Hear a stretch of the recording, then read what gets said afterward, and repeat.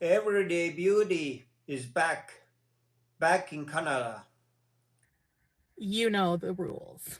And so do I. And I ate a non halal chicken sandwich at the airport, by the way. In, The bud tender confirmed Foodie Beauty's been smoking haram. You're not even Muslim. You're Islamophobic. You're a fat, wasteless. You're. but in other news, on last Sunday, it was Easter, and at least for those people who celebrate Easter on that day. And since it was Easter, we have to talk about racism.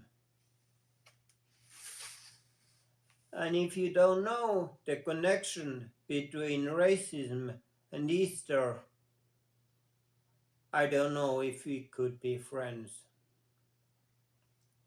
Now, it appears that racism is a very big problem in the United States, seemingly a bigger problem than in Europe for some reason. Now, I don't want to talk about specific states, but actually, I'm wondering. I actually started wondering this in recent days that whether there are regions in the United States where stores, I mean groceries, specifically grocery stores, have signs that say white eggs only or whites only, if you will. Now, if you are familiar with the context of eggs, you probably know that some eggs have white shells and some eggs have brown shells. And white eggs and brown eggs can actually be used to teach children and perhaps some adults about racism. The concept is easy, but perhaps too morbid for some. The, essentially what it is that there is no difference between white eggs and brown eggs because both taste the same. Now, if now speaking more of Easter, there is there is also a tradition uh,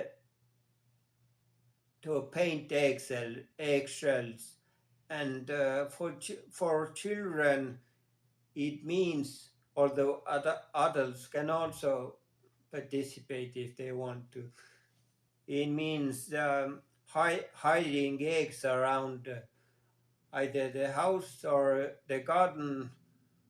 I don't know. I'm not really familiar with it, but the part that I'm familiar with is painting eggs.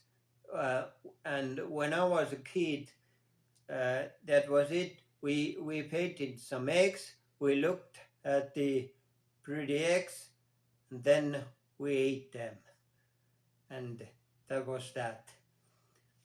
Either way, recently it was Blondie.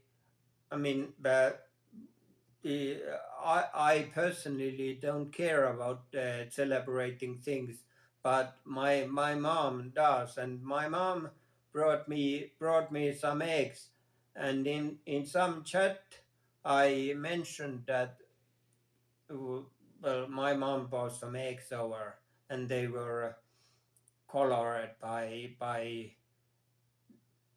onion peels and also cabbage leaves, and Blondie, I think it was Blondie said that she has never tried coloring eggs with onion peels or onion shells, and this is basically what an egg can look like when it's colored by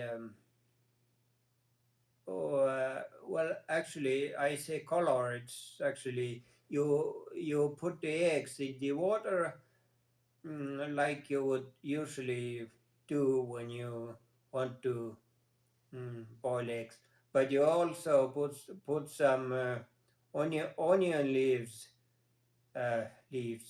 onion peels to the water, and the onion peels would give color to the eggs, and you can get hello you can get various patterns, various different unique patterns with those onion peels. And actually also you can boil, you can similarly use cabbage leaves. Well, apparently, since I never had blue eggs, but actually, it appears you can also get some color from hello from cabbage leaves, and these cabbage leaves give off some blue patterns. Relax, and there is also a well kept tradition of smashing eggs, and some of you might actually be familiar with the legend of Christopher Columbus. I don't want to go there, but the legend of Christopher Columbus relating to eggs was that he was trying to be financed by was it the Spanish king, or I guess Portuguese king, and the Portuguese king. I mean, there are multiple of those legends when a man of simple origin outsmarts the royalty and gets untold riches from the royalty. But in Columbus' case, the king of Portugal allegedly said that he would finance the trip to India, to find new routes to India, if Columbus would make an egg stand upright on a table. And the impossible part of it was that the egg is round, and you can't place a round object on the table upright. But apparently what Columbus did is that Columbus took an egg, went to, I don't know where he went, he was sitting down, I guess, but he took an egg and he put an egg on the table, and the egg stood still. And the explanation is that eggs, some eggs actually have this part for some reason, unknown reason. In some other place that's an anomaly, but usually eggs have this flat surface on the shell where it's basically an air pocket, and that is how an egg could stand still on a table. And actually, it is simultaneously an easy trick to use, but also simultaneously an easy trick to defeat on the egg smashing competition or tradition or whatever. When you smash eggs with a person, you have to make sure that you keep the pointing part of the egg uh, outwards, or I don't know, in the direction of the upcoming collision. And if you manage to find a partner who for some reason had the dull end pointing you, then you would simply smash the dull end, and it is very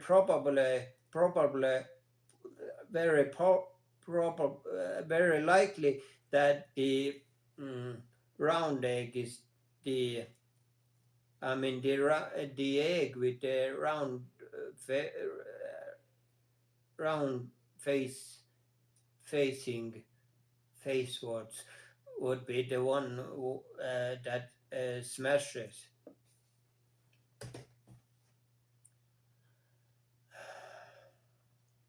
But now it is apparently time for the part that some people